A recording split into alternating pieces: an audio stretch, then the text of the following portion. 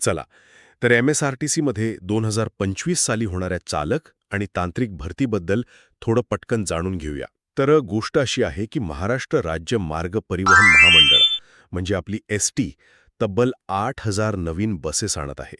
आता एवढ्या बसेस आल्या की त्यांना चालवायला आणि त्यांची देखभाल करायला लोक पण लागणार, बरोबर? म्हणूनच ते सुमारे 17,450 जागांसाठी भरती करत आहेत, चालक आणि तांत्रिक कर्मचारी. पण एक गोष्ट लक्षात ठेवा, ही भरती 3 वर्षांसाठी कंत्राटी पद्धतीची असेल. परिवहन मंत्री प्रताप सरनाईक यांनी ही घोषणा केली आहे.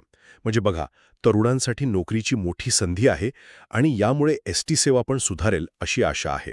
आता यातल्या 3 महत्त्वाच्या गोष्टी पाहूया. पहिलं म्हणजे ही भरती नक्की कशासाठी? सरळ आहे, 8,000 नवीन बसेससाठी माणसं हवी आहेत. एकूण 17,450 पदं भरणार आहेत, ज्यात ड्रायव्हर आणि मेकॅनिक स्टाफ असेल. आणि हो, ही नोकरी 3 वर्षांच्या कॉन्ट्रॅक्टवर असणार आहे. दुसरी गोष्ट, भरती प्रक्रिया कशी असेल?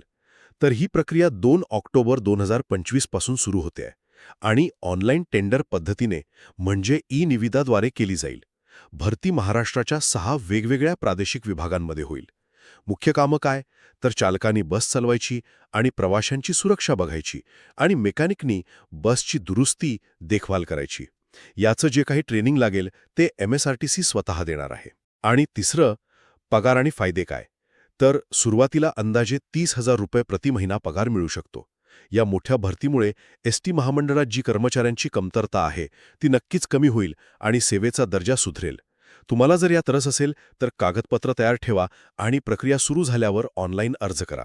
थोडक्यात, ही भरती MSRTला नवसंजीवनी देणारी आणि नोकरी शोधणाऱ्यांसाठी एक महत्त्वाची संधी आहे.